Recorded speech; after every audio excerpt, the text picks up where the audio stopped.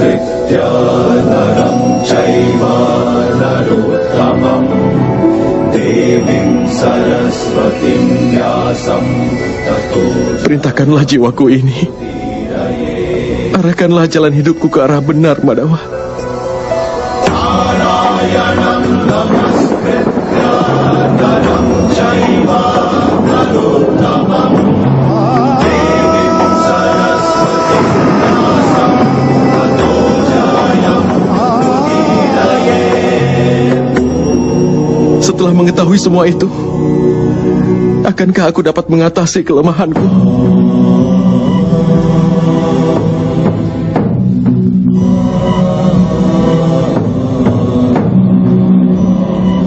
Bangunlah, Partha.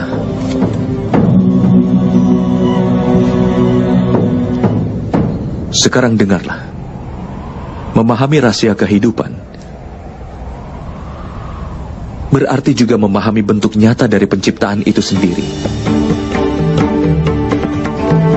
Memasukkan kepalan tanganmu ke dalam arus sungai Gangga, kau tidak akan mendapatkan apa-apa.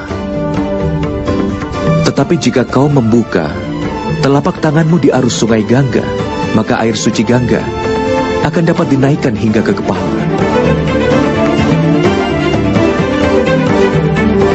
Pikirkanlah, Partha.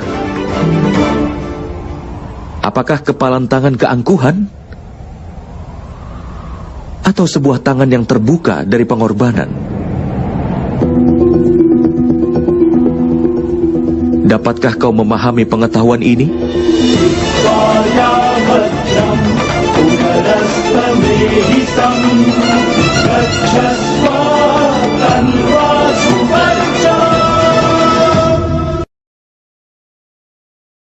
Apakah itu kepalan tangan keangkuhan? Atau tangan terbuka dari pengorbanan yang telah kau pikirkan? Dapatkah kau memahami pengetahuan ini?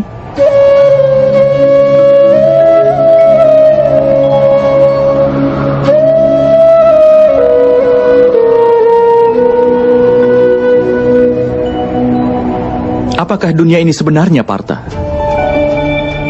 Manusia, iblis, burung, parasit, serangga, ikan, dan pepohonan? Bagaimanakah semuanya diciptakan? Berasal dari unsur apa mereka diciptakan? Bagaimana fungsi mereka dan bagaimana cara mereka bertahan? Bagaimanakah cara mereka mati? Dan apa yang akan terjadi setelah semua itu mati?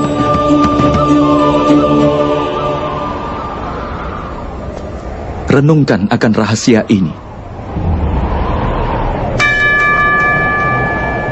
Tubuh manusia terbuat dari tanah, Madawa.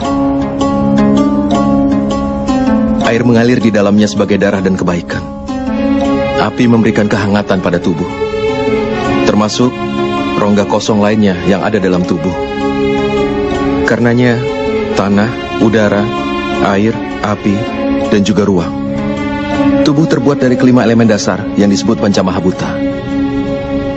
Karenanya, Bhisma yang agung, Guru Drona, tidaklah lebih dari tanah, air, udara, api, dan ruang saja. Bahkan orang pintar pun terdiri dari kelima elemen itu. Begitu juga dengan para tirani. Jadi apa yang akan kau rindukan, Partha?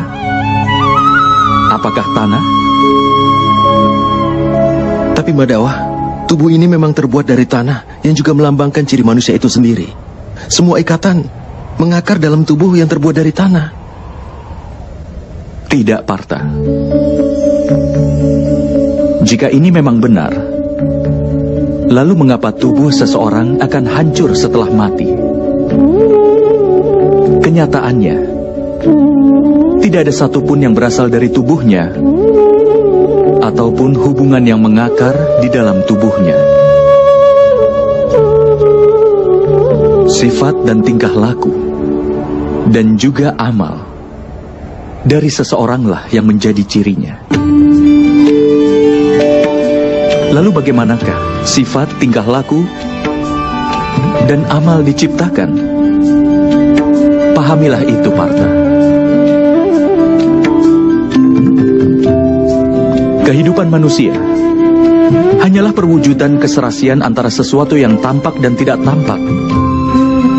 Tetapi sifat dan amal dari setiap manusialah yang membuatnya akan menjadi berbeda. Dasar untuk ini adalah 3 sifat manusia yang disebut triguna. Terdiri dari tamas, rajas, dan satwa. Apa yang dimaksud dengan itu, Madawa? Tamas berarti kebodohan. Menghabiskan hidup tanpa memikirkan, baik atau buruk bisa dikatakan tamas yang berhubungan dengan kebodohan. Seperti halnya kehidupan binatang, yang semata-mata hanya untuk memenuhi keinginan tubuh mereka. Satwam sendiri artinya adalah kebaikan. Ketika seseorang dalam situasi tertentu memikirkan keadilan, kebenaran, dan tradisi sebelum melakukan sesuatu, maka dia disebut sebagai satwam yang berhubungan dengan kebaikan. Di tengah kedua hal itu adalah seseorang yang menguasai ilmu pengetahuan, tapi dia juga tertarik akan nafsu tubuh dan juga pikirannya. Seperti manusia yang hidup dengan keangkuhan, artinya rajas yang berhubungan dengan nafsu. Dengan menciptakan keseimbangan antara kebodohan, nafsu, dan juga kebaikan, maka sifat manusia dapat ditentukan.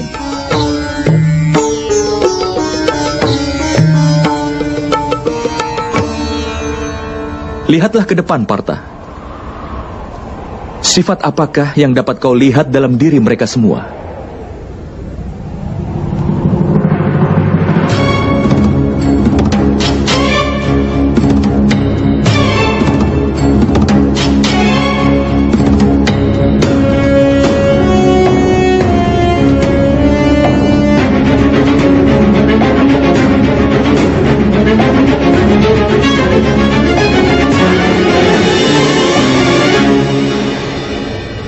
Pangeran Duryodhana tahu akan keadilan, tapi tidak pernah bertindak adil. Hidupnya dipenuhi dengan keangkuhan. Karenanya, dia sedikit memiliki kebodohan, memiliki nafsu, dan sepenuhnya tidak punya kebaikan.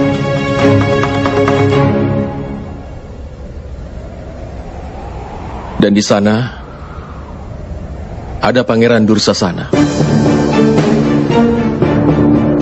Dia selalu mematuhi perintah dari kakak tertuanya tanpa berpikir lagi. Karenanya, dia memiliki kebodohan. Lihat juga kakekmu Bhisma, Partha. Dia punya keseimbangan antara kebaikan dan kebodohan. Dia tidak memiliki keangkuhan, tetapi dia terikat dengan pemikiran usang dan tradisi yang kuno.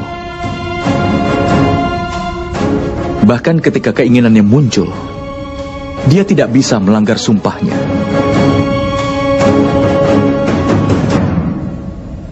Lihatlah Guru Drona. Dia memiliki baik pengetahuan maupun keangkuhan. Pengetahuan membebaskan manusia, tetapi keangkuhannya tidak membiarkannya mencapai kebebasan.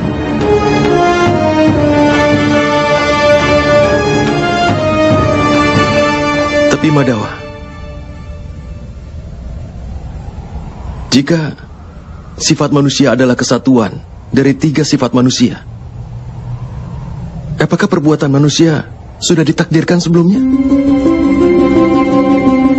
Seekor singa akan memangsa rusa, dan rusa ditakdirkan untuk takut pada singa. Lalu kenapa keadilan jadi hal yang penting? Mengapa kejahatan mendapatkan hukuman? Lalu apa tujuan semuanya?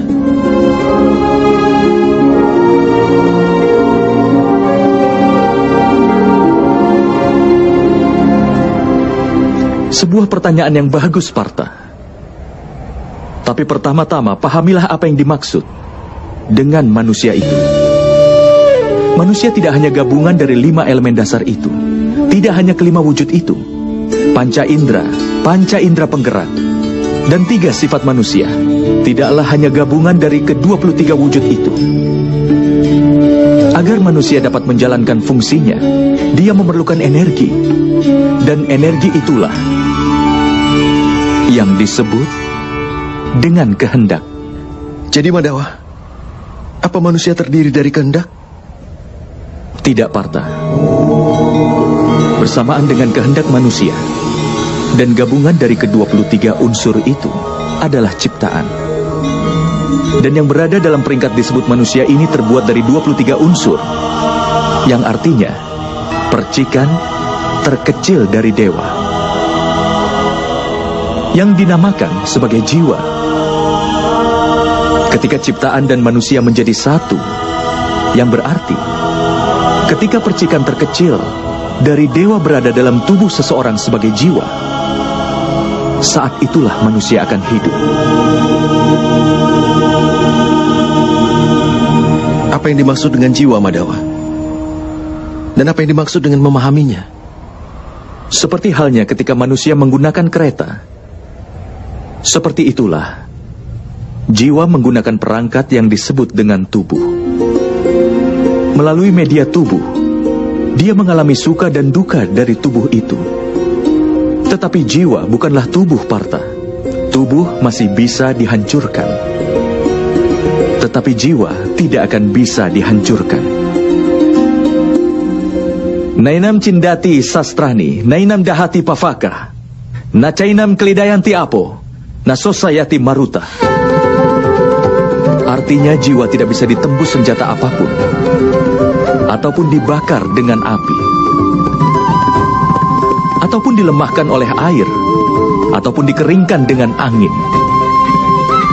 Walaupun jiwa berada di dalam tubuh, jiwa itu abadi. Nah hanya mane sarire. Partha, tubuh mungkin saja bisa dibunuh, tetapi jiwa itu sendiri tidak akan bisa dibunuh. Jiwa itu ada di mana-mana, tidak berwujud, tetap, dan dia kekal. Seperti halnya manusia membuang pakaian lama dan memakai yang baru. Hampir sama jika jiwa meninggalkan tubuh yang tua dan berulang kali menempati tubuh yang baru. Tapi Madawa, melalui tubuhku, aku bisa merasakan dunia. Tanpa memahami tubuhku ini, bagaimana aku akan dapat memahami jiwaku? Mengetahui diri sendiri dalam bentuk jiwa bukanlah hal yang tidak mungkin, Partha. Orang buta pun bisa hidup. Seorang bisu pun bisa hidup. Termasuk mereka yang hidup tidak memiliki tangan dan kaki. Sudah jelas bahwa tubuh bukan hal yang membentuk manusia.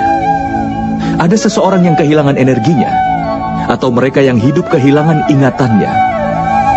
Oleh karena itu sudah jelas bahwa bentuk ketidaksadaran manusia bukanlah tubuh yang baik. Seseorang yang menjelajahi dirinya dengan cara seperti ini, aku bukanlah indera, juga bukan tubuh, juga bukan perasaan, bukan juga pemikiran, atau bukan juga pendapat. Orang yang bisa memahami hal ini akhirnya akan dapat memahami dirinya dalam bentuk jiwa.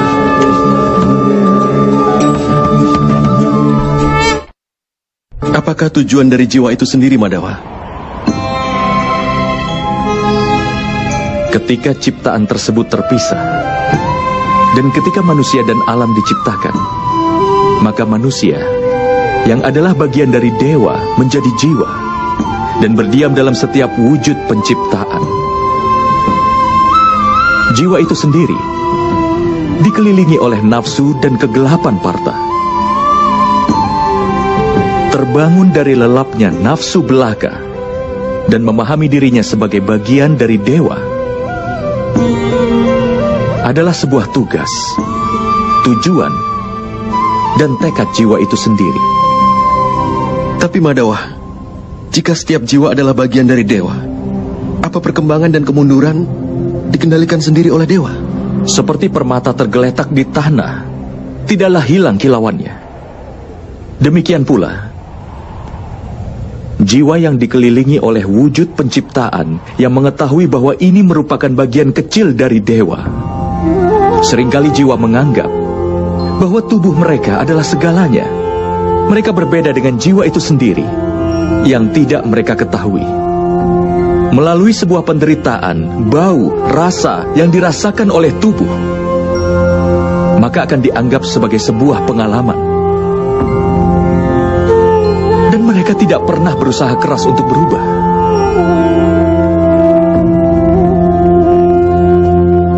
Jiwa yang tidak mau berusaha keras untuk berubah dan tetap melakukan ketidakadilan, mengingatkan dan menghukum mereka adalah hal yang tidak bisa dihindari.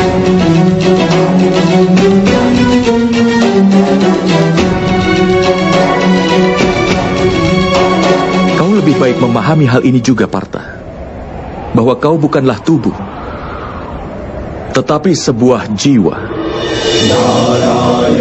Setiap prajurit yang ada di medan pertempuran ini tidak seperti yang ada di dalam pikiranmu. Mereka semua telah tinggal di dalam tubuhnya untuk beberapa waktu. Tubuh mereka akan mati, tetapi jiwa mereka semua abadi.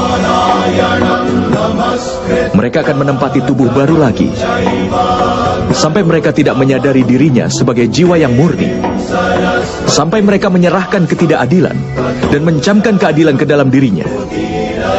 Mereka akan terus lahir dan kemudian mati. Ini adalah pelajaran pertama dari Brahma Widya, Partha. Mereka yang lahir sudah dipastikan akan mati. Dan bagi mereka yang telah mati, sudah pasti akan dilahirkan kembali. Pengetahuan ini disebut dengan Samkhya Yoga.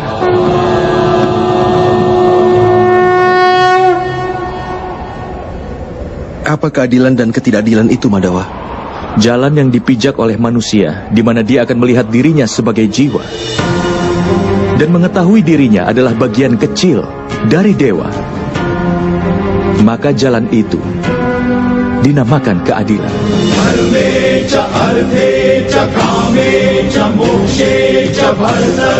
Ketika manusia mengetahui bahwa dirinya adalah bagian kecil dari dewa, maka dia akan mendapatkan pencerahan bahwa dia itu ciptaan dewa dan dewa adalah penciptanya.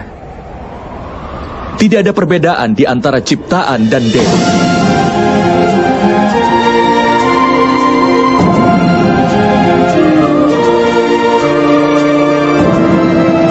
Manusia yang paham akan hal ini tidak akan kejam dan kasar terhadap manusia lain dan juga bahkan pada binatang. Dia sudah tahu bahwa dengan memotong anggota tubuhnya akan menyebabkan rasa sakit. Tidak hanya pada organ itu saja, tapi juga dialami semua bagian tubuh lain. Sama halnya ketika seorang manusia merasakan sakit, maka seluruh dunia pun akan merasakan sakit yang sama. Selama masih ada seorang manusia sekalipun menderita di dunia ini, maka tidak seorang pun yang akan merasakan sepenuhnya kenikmatan nanti. Saat mengetahui ini hanyalah pemikiran manusia yang dipenuhi dengan belas kasih, ini juga disebut dengan keadilan. Ketika seseorang dipengaruhi kebodohan, dia akan menjadi manusia yang kasar, kejam, dan egois terhadap yang lainnya. Hanya untuk kesenangan dirinya sendiri, dia bebankan penderitaan pada orang lain. Dia tidak bisa menjadi lebih dekat kepada dewa. Karenanya, ketidakadilan adalah salah satu jalan yang menjauhkannya dari dewa. Maka dari itu, ketidakadilan nama lain ketidakpedulian. Jadi, kita harus merasa kasihan pada mereka yang tidak peduli. Lalu apa tujuan dari hukuman?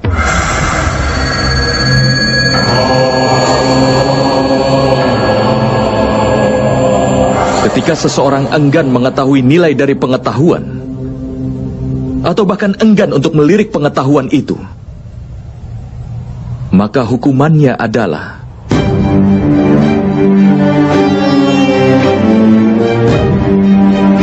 belas kasihan, baik pada dirinya atau orang lain.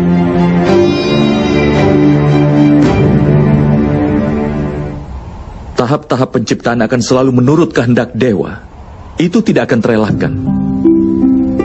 Tetapi bersamaan dengan berkembangnya ketidakpedulian, nafsu, dan juga ketidakadilan,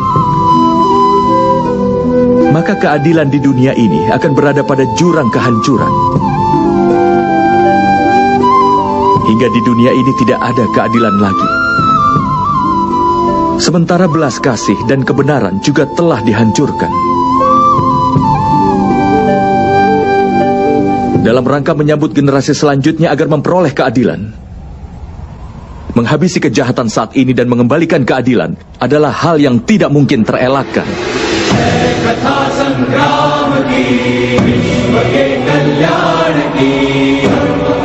Hari ini keadaannya hampir sama, Partha. Dan kewajiban untuk menegakkan keadilan ada di tanganmu. Mulai sekarang atasilah kelemahanmu itu. Dan kau bersiaplah untuk pertempuran ini.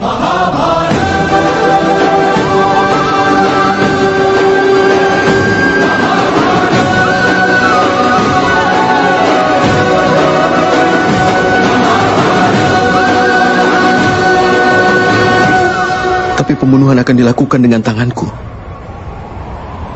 Kalau kehidupan ini harus diakhiri olehku, bukankah itu menghancurkan belas kasih yang ada dalam diriku? Dan jika belas kasih adalah dasar dari keadilan, bukankah jiwaku akan menjadi tidak adil?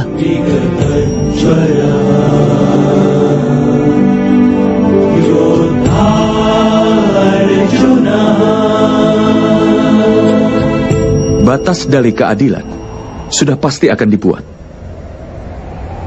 Tetapi batas dari amal belumlah dibuat, Partha. Perbedaan di antara amal dan perbuatan sangat perlu untuk lebih dipahami lagi. Semua amal adalah perbuatan, tapi tidak semua perbuatan adalah amal. Amal adalah suatu perbuatan di mana hasilnya sangat diharapkan. Ketika seseorang melakukan amal dan berharap mendapatkan kenikmatan, kekayaan, dan kehormatan, maka dia terikat pada hasil perbuatannya itu. Ketika amal ditunjukkan untuk mengharapkan suatu hasil, maka dinamakan sakam karma yoga.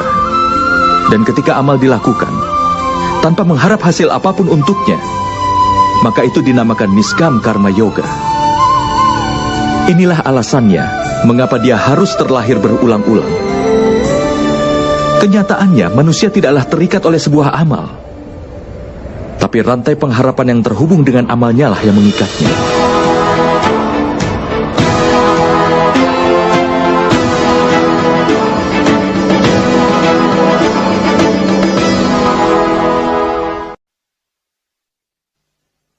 Pada kenyataannya seorang manusia tidak terikat pada perbuatannya. Harapan yang terhubung pada perbuatanlah yang mengikatnya. Bagaimana bisa, Madhawa? Jika kau berharap kemenangan dalam peperangan ini, maka kau akan merasa sangat berduka atas kekalahan. Dan kedukaan itu akan memaksamu melakukan hal lain lagi yang kau butuhkan untuk dilahirkan kembali. Lalu jika ternyata kau menang, kesombonganmu pun akan makin tumbuh. Dan kesombongan itu akan membawamu ke arah kemenangan duniawi. Dia akan membuatmu membunuh, dan dosanya seharusnya akan terikat padamu. Pikirkan hal itu. Jika di dalam pertempuran ini, kau tidak punya kemauan untuk menang, dan tidak takut akan kehilangan, kau akan merasakan kebahagiaan atau kesedihan di akhir peperangan ini. Tidak merasakan kebahagiaan, Madhawa. Tidak pula kesedihan. Karena itu kebahagiaanmu, kedukaanmu, keputusasaanmu, kekecewaanmu bukanlah karena perang ini, harapan yang kau miliki dari peperangan inilah yang menyebabkannya. Bukankah menurutmu begitu, Partha?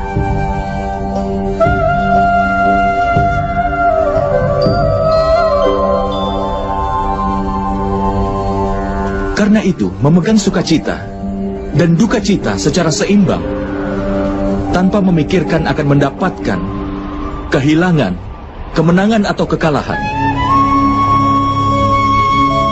Dan itu artinya, jika kau terlibat dalam pertempuran, maka sukacita, duka cita, kehilangan, kemenangan atau kekalahan, wahai putra Kunti, maka kau tidak akan menanggung dosa apapun. Inilah yang disebut karma yoga. Orang yang mempelajari pengetahuan tentang Sankhya menyadari kenyataan bahwa dia bukanlah suatu tubuh, tapi suatu jiwa belaka. Bahwa kebahagiaan dan yang dialami tubuhnya hanyalah sampai pada kematian. Dan karena itu tidak nyata, tetapi hanya sebuah ilusi. Baginya, menjadi seorang karma yoga menjadi lebih mudah. Tapi Madawa, jika perbuatan dimaksudkan untuk dikendalikan, bukankah bijak untuk melepas keduniaan dan menempuh jalan kesucian? Pemikiran seperti itu adalah satu-satunya alasan untuk perang hari ini, Partha.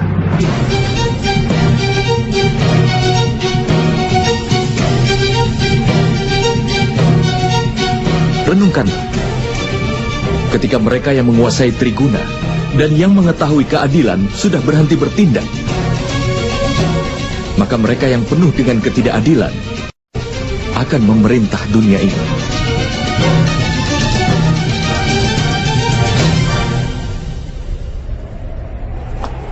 Selama Bhisma yang agung masih belum meninggalkan dunia ini, ketidakadilan tidak akan tumbuh dengan luas hari ini.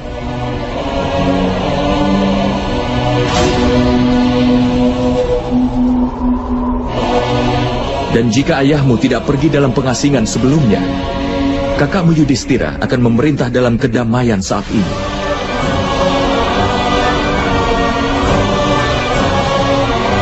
Dan mengajarkan rakyatnya tentang keadilan dan juga kebenaran. Tapi Partha, kenyataan pahitnya adalah bahwa hanya mereka yang baik yang bisa berguna bagi dunia ini. Tapi mereka orang yang selalu berpikir tentang kesucian. Layaknya air yang melayang sebagai uap dan debu yang tetap berada di sana. Sama halnya dengan orang suci dan terpelajar yang meninggalkan dunia. Dan mereka yang tidak adil namun dikuasai kebodohan sudah memerintah dunia. Atas alasan ini dosa-dosa dan ketidakadilan tumbuh di dunia ini.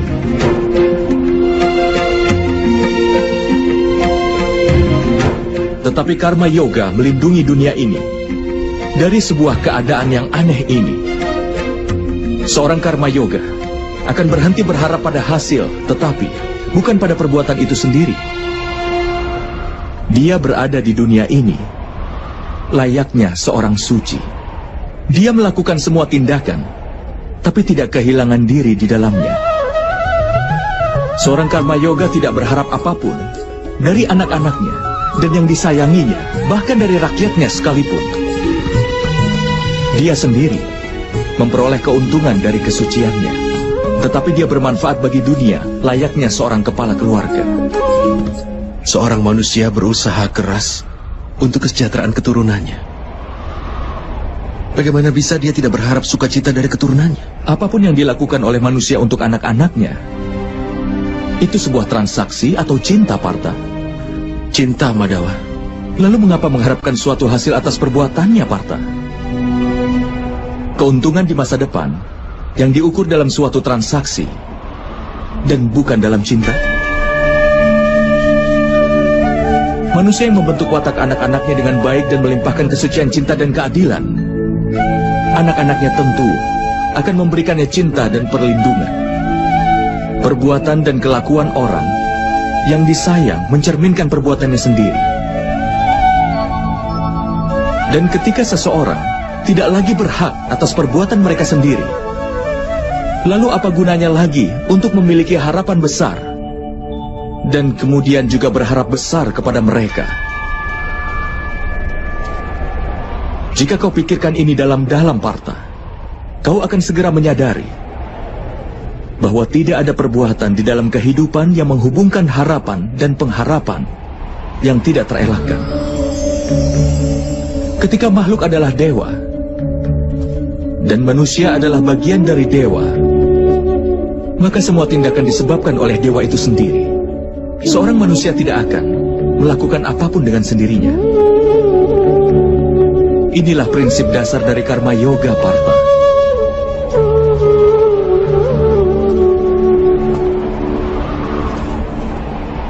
Oleh karena itu, Partha, penting agar kau menjadi seorang karma yoga. Dan berjuanglah dalam peperangan ini dengan melepaskan Triguna. Bebaslah darinya, Partha. Bebaslah dari dilema ini. Pikirkanlah selalu kebaikan yang adalah dewa sendiri. Dan lanjutkan semua kewajibanmu.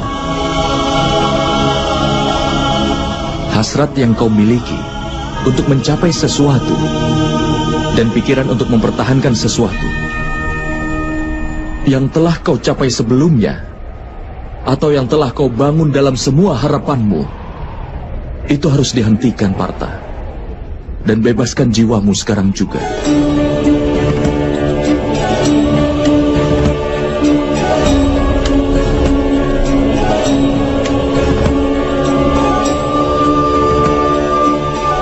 Kau harus ingat, Partha,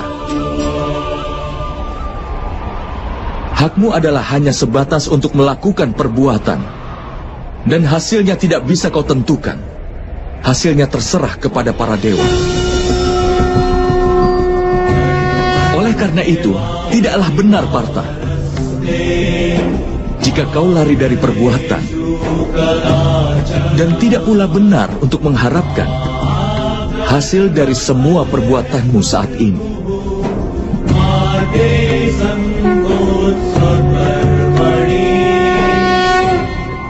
Orang yang tidak mengharapkan hasil, tapi tidak berhenti berbuat baik. Lalu bagaimana seorang karma yoga itu bisa dikenal, Madawa? Dengar, Partha, orang yang membuang makanan hanya untuk mengabaikan rasanya, pada kenyataannya hasrat untuk merasakan tidak pernah hilang dari pikirannya. Dia pun menghadapi kehilangan 2 kali lipat.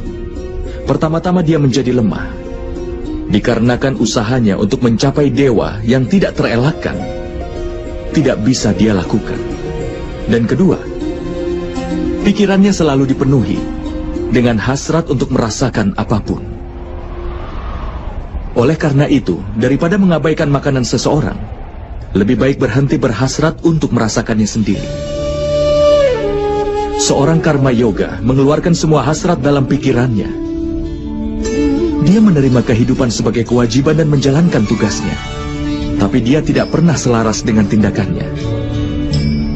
Dan Partha, seseorang yang tidak punya harapan dan pengharapan dari tindakannya adalah orang yang tujuannya akan terpenuhi.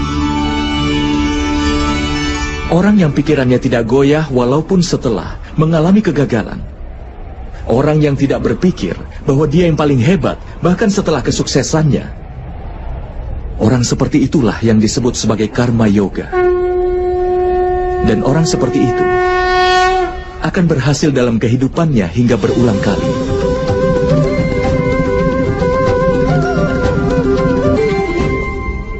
Keinginan timbul dari pengharapan akan hasil. Dan ini adalah sifat dari keinginan yang akan tetap tidak akan terpenuhi. Rasa tidak terpenuhi kemudian menimbulkan kemarahan. Dan kemarahan akan menimbulkan hasrat. Karena hasrat itulah, seseorang akan melupakan pengetahuan tentang perilaku dan juga interaksi. Hilangnya pengetahuan menyebabkan hilangnya kebaikan. Dan masyarakat menjadi musuh bagi orang seperti itu. Dan pada akhirnya, orang seperti itu akan menemui kehancuran total.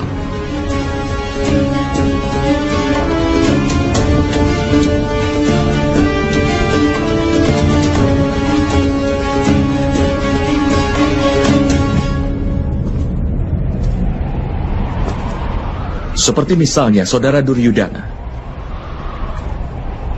Panglima pasukannya adalah Bhisma yang agung. Harusnya dia musuhmu. Tapi dia mendoakan agar kau mendapat kemenangan.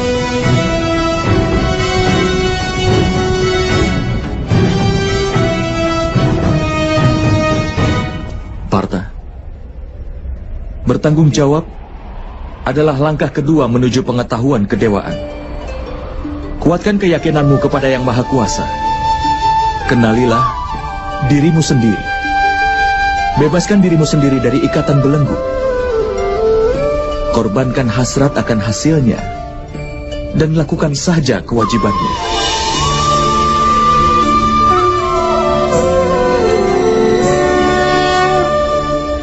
Dengan menguatkan keyakinanku pada Yang Maha Kuasa, bagaimana aku bisa menjadi orang yang berbakti? Partha, dikarenakan oleh Sankhya Yoga, seorang manusia tetap mengingat Yang Maha Kuasa. Dan mengingat Yang Maha Kuasa akan melahirkan rasa pengabdian pada manusia itu sendiri. Dan rasa itu disebut dengan pengabdian. Pengabdian mencerahkan seorang manusia tentang mana yang benar dan yang salah. Dan pengetahuan itu memberinya penglihatan terhadap Yang Maha Kuasa. Orang yang mendapatkan penglihatan terhadap Yang Maha Kuasa, dia akan menjadi orang yang paling berbakti. Dia terbebas dari lingkaran kelahiran kembali dan mencapai keselamatannya. Itulah tujuan utama dari semua jiwa dan puncak dari kebenaran. Tapi bagaimana aku bisa berbakti tanpa penglihatan terhadap Yang Maha Kuasa, Madhawa? Untuk bisa mendapatkan penglihatan terhadap Yang Maha Kuasa, singkirkanlah keserakahan, kesombongan, kemarahan, dan juga prasangka. Jika seseorang yang duduk dalam gelap berkata bahwa dia ingin melihat matahari, apa yang akan kau sarankan? Tidakkah kau akan katakan untuk keluar dari ruangan itu dan berdiri di bawah langit terbuka? Matahari sudah ada di sana sebelumnya. Sama halnya, Partha. Alam semesta ini adalah Yang Maha Kuasa. Yang Maha Kuasa adalah segala sesuatu. Tidak ada sesuatu kecuali hanya Dia saja. Seseorang yang melihat jiwanya sendiri akan melihat Yang Maha Kuasa. Layaknya rasa dari sebutir garam tidak berbeda dibanding dengan rasa di lautan. Sama halnya pula, suatu jiwa tidak akan jauh berbeda dari Yang Maha Jiwa.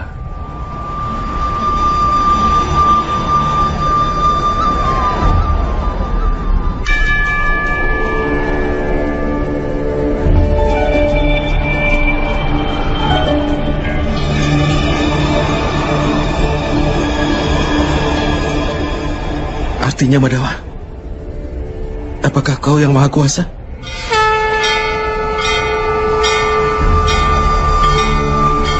Iya, Partha. Aku adalah Yang Maha Kuasa. Sebenarnya sama seperti dirimu. Tapi kau tidak tercerahkan tentang hal itu. Tidak seperti diriku.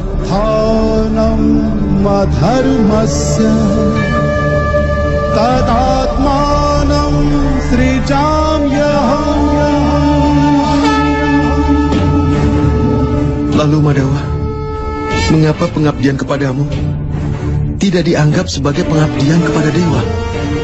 Tentu saja. Pengabdian kepadaku adalah pengabdian kepada Yang Maha Kuasa. Kau tidak perlu merasa ragu. Dan kau tidak perlu merasa khawatir. Korbankanlah segalanya dan dapatkan perlindunganku untukmu, Partha.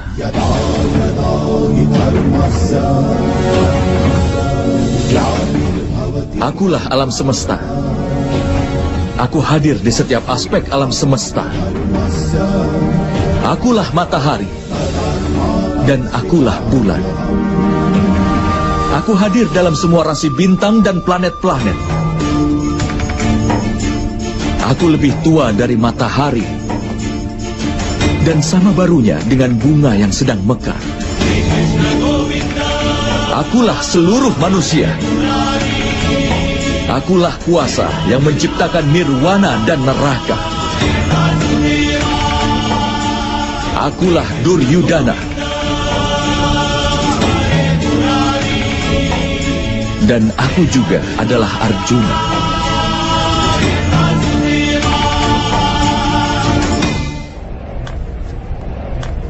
Bagaimana mungkin begitu, Madama? Karena banyak manusia yang telah menyaksikan kelahiranmu. Bahkan ibumu pun masih hidup. Kau dilahirkan dari rahimnya. Bagaimana kau bisa jadi keduanya dulu dan sekarang? Kau menyaksikan tubuh ini. Dan aku berbicara dari jiwa. Aku telah dilahirkan tidak terhitung. Aku juga memiliki banyak perwujudan. Aku telah berada di dalam banyak rupa. Dan aku pun telah mati tepat di sini.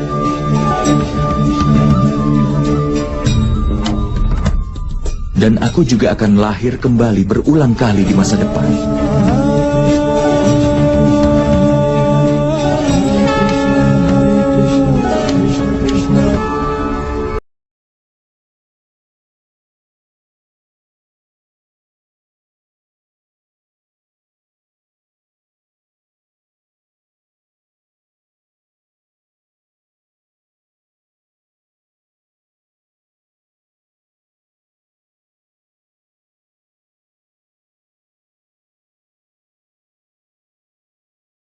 Kapanpun kebenaran terancam, kapanpun yang jahat menampakkan kejahatannya, maka demi menyelamatkan kebenaran itu sendiri, untuk menghancurkan yang jahat dan menegakkan kembali kebenaran, aku akan terlahir kembali.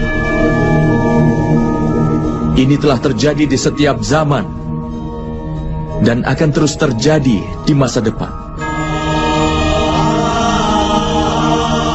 Akulah yang maha kuasa.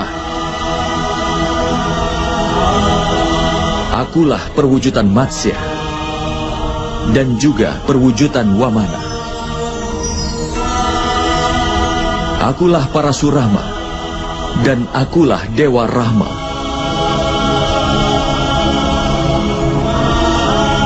Akulah Brahma, Wisnu dan Mahesa. Akulah Saraswati, Kali, dan juga Laksmi.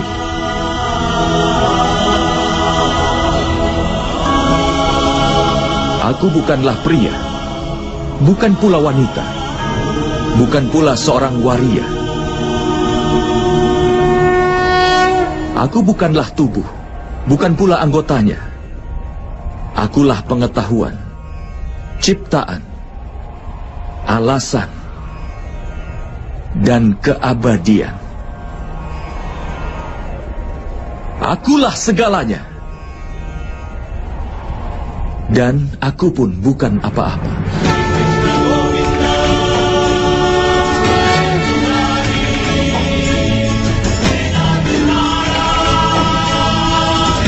Ini telah terjadi di setiap zaman dan akan terjadi di masa depan.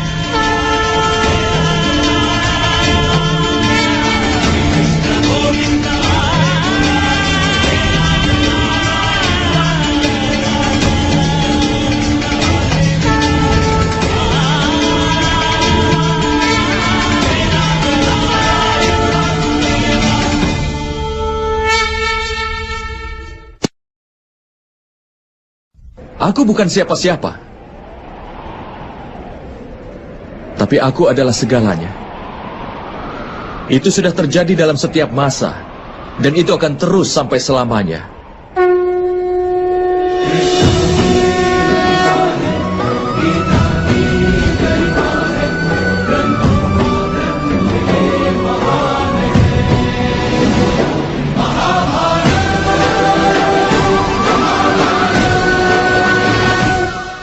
ketika kau merenungkan keberadaanmu, kau akan menemukan dirimu sendiri terhubung denganku.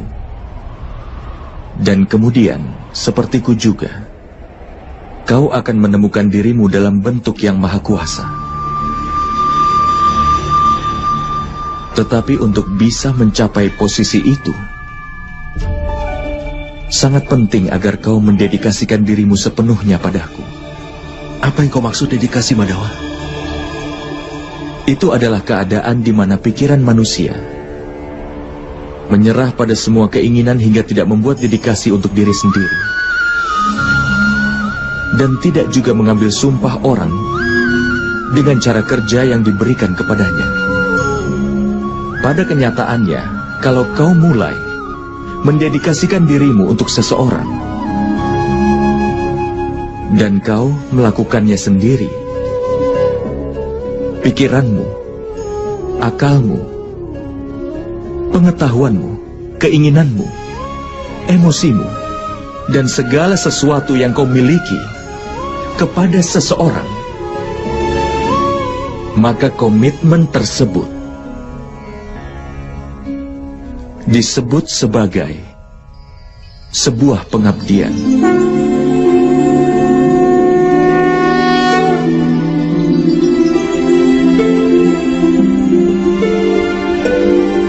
Seorang istri berkomitmen untuk suaminya. Prajurit berkomitmen pada panglima pasukannya. Sementara murid berbakti pada gurunya. Semua bentuk pengabdian itu apakah sama? Bukankah semua itu untuk mencapai yang maha kuasa? Tidak, Partha. Ketika seseorang berbakti untuk sesuatu, ataupun untuk seseorang, itu tergantung acuannya. Dia tidak meninggalkan ruang untuk keraguan.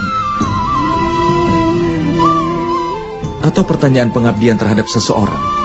Yang jahat bisa membuat orang menjadi memfitnah.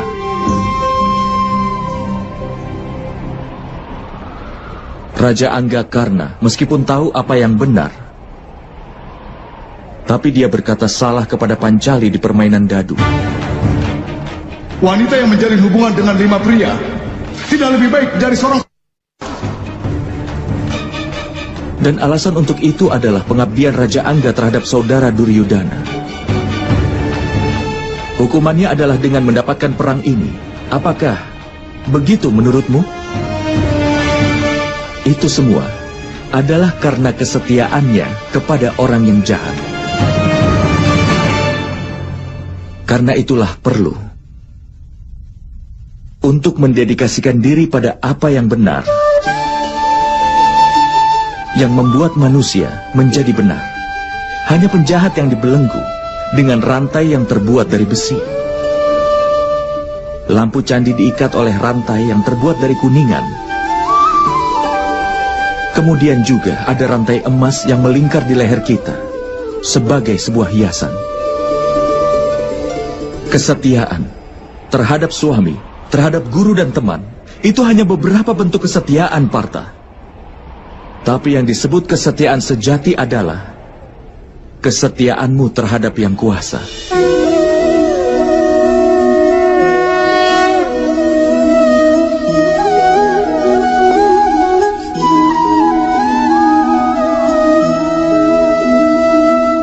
Tapi apa pengabdian terhadap yang kuasa harus dilakukan dengan Sangya Yoga atau Karma Yoga? Karena Sankhya Yoga, manusia tahu bahwa mereka hanyalah jiwa. Dan karena Karma Yoga, mereka bisa membebaskan diri dari ikatannya. Dan karena pengabdian hingga manusia mengetahui wujud yang nyata dari Yang Maha Kuasa. Dan manusia juga bisa mengetahui tentang arti keadilan dari Yang Maha Kuasa. Manusia berada dalam lingkaran hidup dan mati. Hingga demi mencapai kebahagiaan di dunia dan pengetahuan, manusia pun mengabdikan dirinya untuk Yang Maha Kuasa, yang menjadi tujuan utama dari semua jiwa. Maksudnya, tubuh manusia ini tidak ada nilainya, Madawa? Itu pasti bernilai, Partha. Tubuh manusia menjadi media bagi manusia untuk bertemu dengan Yang Maha Kuasa. Antara kematian dan juga reinkarnasi, di mana pengetahuan akan jiwa tetap aktif. Dengan segala pengalaman, pengetahuan, dan belajar dari kehidupan yang sebelumnya, jiwa pun menjadi bagian dari tubuh yang baru. Dan ini hanya terjadi ketika dia menjadi bagian dari tubuh manusia itu sendiri.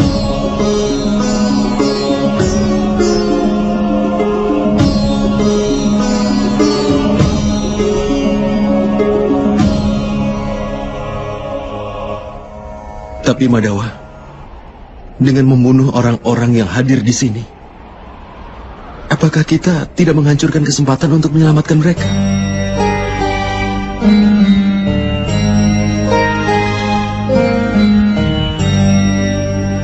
Musuh-musuhmu telah melewati batas-batas kebenaran, Partha. Kejahatan telah menjadi sifat kedua mereka. Keselamatan bagi mereka tidaklah mungkin.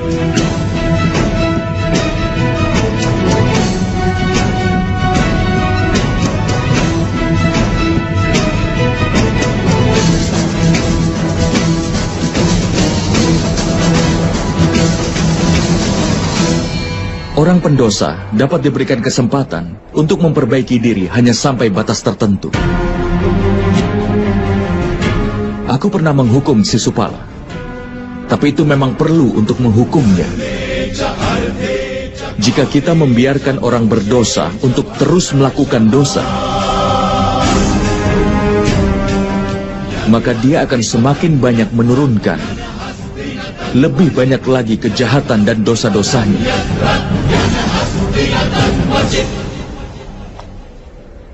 Tugas orang baik adalah menghentikannya melakukan kesalahan lagi. Jiwa-jiwa ini tidak akan mencapai akhir, tapi tubuh mereka akan rusak oleh ketidakbenaran dan menjadi bagian dari tubuh manusia baru. Tetapi ada lebih banyak kesempatan lagi dalam tubuh baru mereka. Jika kau melakukan perang ini dengan pola pikir bahwa itu memang pantas, tubuh manusia bagi manusia adalah kekayaannya sebagai harga diri mereka. Mereka yang menempuh jalan kebenaran akan memurnikan tubuh mereka. Dan melalui jalan itu, mereka akan bertemu dengan jiwanya. Ini adalah hubungan antara Setra dan Setragna. Aku tidak bisa mengerti tentang hal itu, Madawa. Ketika ada yang tahu bahwa tubuh kita adalah seperti bagian dari tanah ini, artinya hanya tempat yang seperti Setra, dan orang yang mengerti tentang tanah tersebutlah yang ada di sana. Karena itulah, maka dia menjadi seorang Setragna. Kemudian lewat tubuhnya bisa mengukur kemajuannya. Jiwa dalam tubuhnya akan menyeimbangkan tiga kebajikan itu. Dengan pengabdian untuk Yang Kuasa, dia bersatu dengan Yang Maha Kuasa. Yang dilakukan seorang pemuja adalah berbakti, bukan pengabdian, Madawa? Tidak, Partha. Itu langkah pertama untuk pengabdian secara nyata.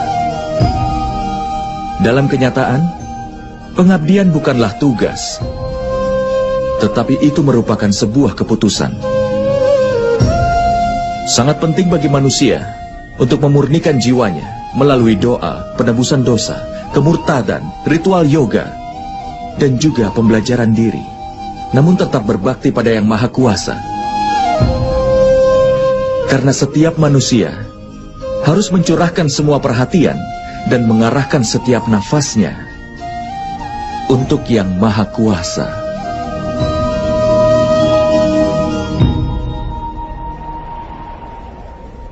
Jika pengabdian adalah keputusan, Lalu apa pentingnya berdoa, penebusan dosa dan hal semacamnya? Hanya cara dan alat untuk membersihkan dirimu hari ini, dan nanti akan kotor lagi. Pikiran manusia akan tertuju lagi pada Yang Maha Kuasa hingga berulang kali. Karena itulah perlu untuk berdoa, penebusan dosa, pembelajaran diri, dan yang lainnya, supaya kau selalu ingat setiap waktu bahwa hidupmu adalah pengabdian untuk Yang Maha Kuasa. Tidak penting bagian sungai mana yang kau selami. Yang penting adalah bahwa kau bisa menyelam. Hanya ada satu dedikasi dari Bhakti Yoga, bahwa dengan menyerahkan kehidupannya ke Yang Maha Kuasa, manusia harus meneruskan pengabdiannya untuk Yang Maha Kuasa agar dia bisa menjaga kebaikan dalam hidupnya. Lalu apakah kebajikan dan kebaikan itu, Madawa? Tanpa alasan, demi kepentingan diri melakukan kekerasan adalah dosa. Sesungguhnya, anti kekerasan adalah dharma yang utama. Selain itu, kejujuran, tidak emosi, pengorbanan, ketenangan jiwa, tidak menjelekkan orang lain, perasaan welas asih, tidak tertarik kepada sukacita, tidak melakukan sesuatu tanpa alasan, tenang, sabar, pemaaf, dan kesucian tubuh, serta tidak melawan kebenaran dan juga tidak angkuh. Sifat-sifat mulia ini disebut sebagai sifat sattvik, atau sebuah sifat yang mulia. Dengan ini manusia bisa melakukan kebaktian, artinya bisa berbakti kepadaku, sambil menjalankan kewajiban dalam hidupnya, sambil menegakkan kebenaran, dan hidup tanpa mengharapkan pahala dari perbuatannya. Orang seperti itu sudah pasti akan aku berikan ketenangan, dan setelah kematian ku beri tempat untuk bersemayam dalam diriku.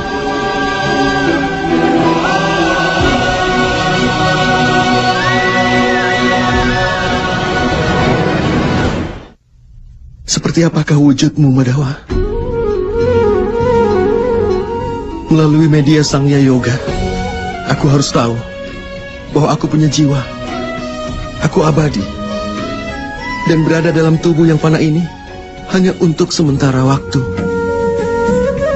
Melalui tindakan yang tanpa pamrih, aku ingin tahu apakah orang yang mengorbankan keinginannya demi pamrih bisa melaksanakan tugasnya, lalu mencapai ketenangan pikiran dan kebahagiaan dalam hidupnya. Melalui disiplin kerohanian, aku ingin tahu pentingnya penyerahan diriku padamu.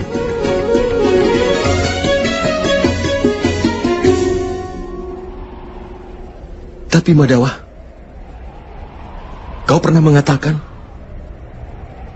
bahwa Yang Maha Kuasa bukanlah manusia yang berdiri di semua tempat.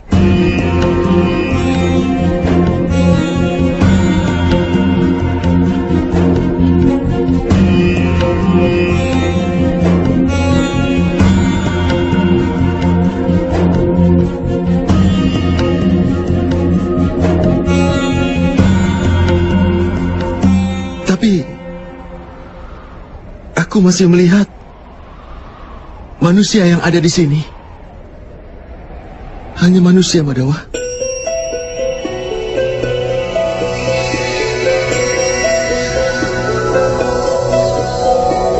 Narayanam namaskritya naram chaiva narottamam devim saraswatim vyasam tato jayam udira. Aku ingin melihat sekilas dirimu yang sebenarnya, Madawa. Narayanam namaskritya Kekuatan, kemasyuran, pengetahuan yang penuh kemewahan, wujud yang kuasa. Aku sangat ingin melihatnya, Madawa. Tunjukkanlah wujudmu yang sebenarnya padaku, Madawa. Hancurkan semua keraguan-raguanku.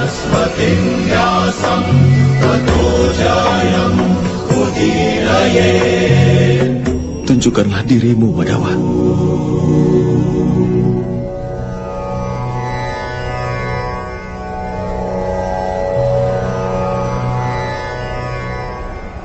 Lihatlah Partha.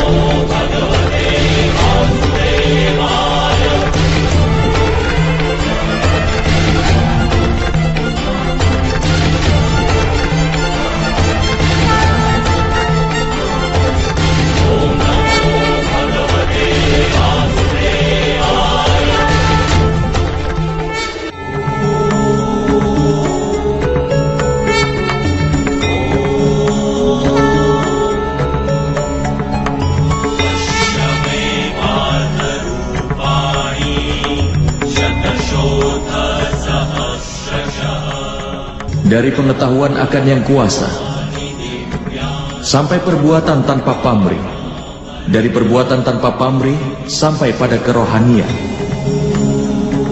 Lihatlah wujud tertinggiku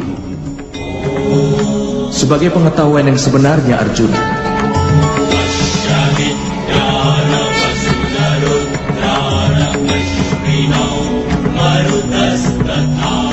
Ini pengetahuan tertinggi yang merupakan dasar dari semua pengetahuan dan ilmu pengetahuan. Pengetahuan ini memberikan keselamatan. Bahkan para dewa pun tidak bisa melihat wujud ini dengan mudah, seperti yang sudah kutunjukkan padamu, Arjuna.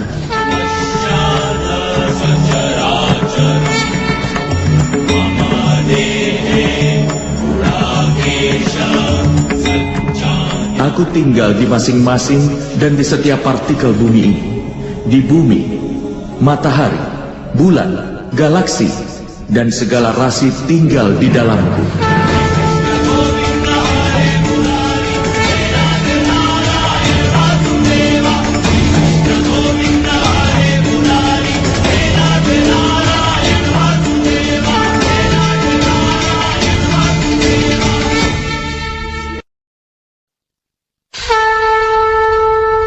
Aku adalah kebenaran. Aku sempurna. Aku adalah kehidupan. Aku adalah Siwa. Aku adalah huruf yang utama. Aku sama Weda dalam Weda.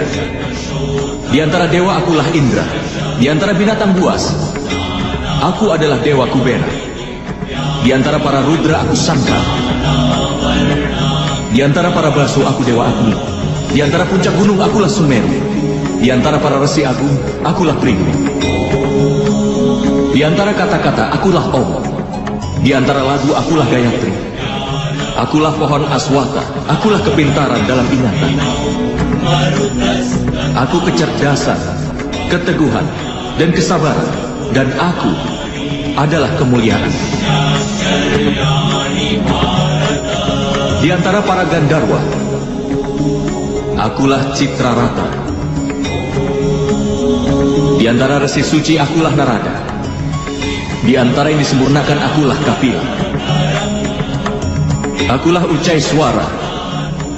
Akulah Airawata. Akulah Raja Hutan. Akulah putra Sang Winata. Di antara manusia akulah raja. Di antara senjata akulah Bajra. Di antara sapi akulah Kamdeni. Di antara ular akulah Wasuke. Aku Sesma. Aku Yama. Aku Dewa Baruna. Aku juga Dewa Bayu. Aku juga Dewa Rama. Gangga yang suci. Akulah awal dan aku adalah akhir dari penciptaan.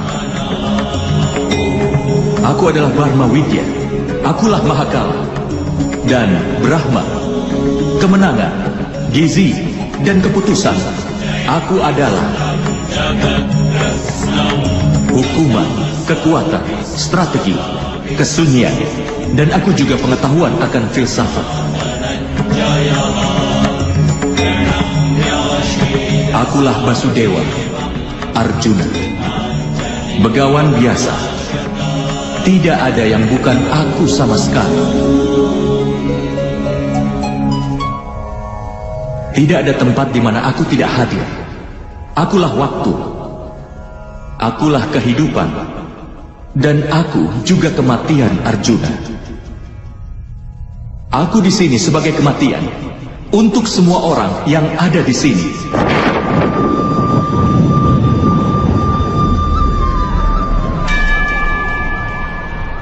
Bahkan meski kau tidak mengangkat senjata, aku pasti akan memusnahkan mereka semua. Untuk itu atasilah keinginanmu dan jalankanlah kewajibanmu. Tanggunglah beban akan keadilan. Angkatlah busur gandiwamu dan berperanglah. Berjanjilah untuk perang, Arjuna. Berjanjilah untuk perang.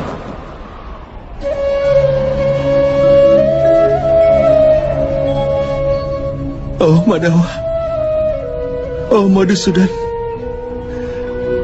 hari ini keraguanku telah terhancurkan. Aku mohon kembalilah ke wujud manusiamu. Aku akan mematuhi setiap perintah darimu.